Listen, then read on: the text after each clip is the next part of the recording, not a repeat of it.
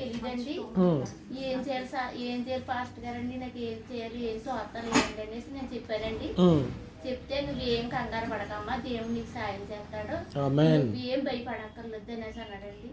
మా పాప మా బాబు కూడా అమ్మ నువ్వు 15 రోజులే ఉంది పెళ్ళి, నువ్వేమో ముహూర్తాలు పెట్టించొద్దంటే పెట్టించేసావు, ఏం చేయాలో తెలుస్తలేదు, నువ్వు అసలు ఏంటి ఇలాగా నువ్వు చాలా ధైర్యంగా ఉంటున్నావమ్మా, నువ్వేమి ఇలా కంగారు పడతలేదమ్మా అనేసి మా పిల్లోడు మా పిల్ల కూడా అనేసి అనివారండి.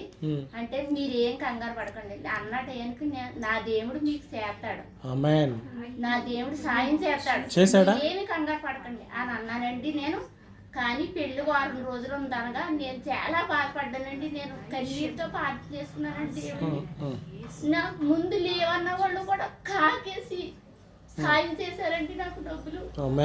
అందరూ కూడా 5 లక్షలు సాయం చేశారండి నాకు. మర్చిపోనండి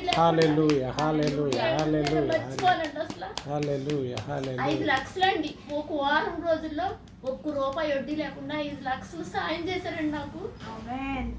కాకేసి ఇచ్చారండి. ముందు అడిగితే లేవన్న వాళ్ళు కూడా నేను ప్రార్థన చేసుకుని తండ్రి నువ్వే ఉన్నావు, నేను దిక్కుమాలిదాను తండ్రి, నా బిడ్డలను ఎలాగ చేసుకున్నాను, భర్త లేడు, నాకు ఎవరో సాయం చేసి కూడా లేదు, నువ్వే సాయం చేయాలి తండ్రి అని నేను ప్రార్థన చేసుకున్నానండి.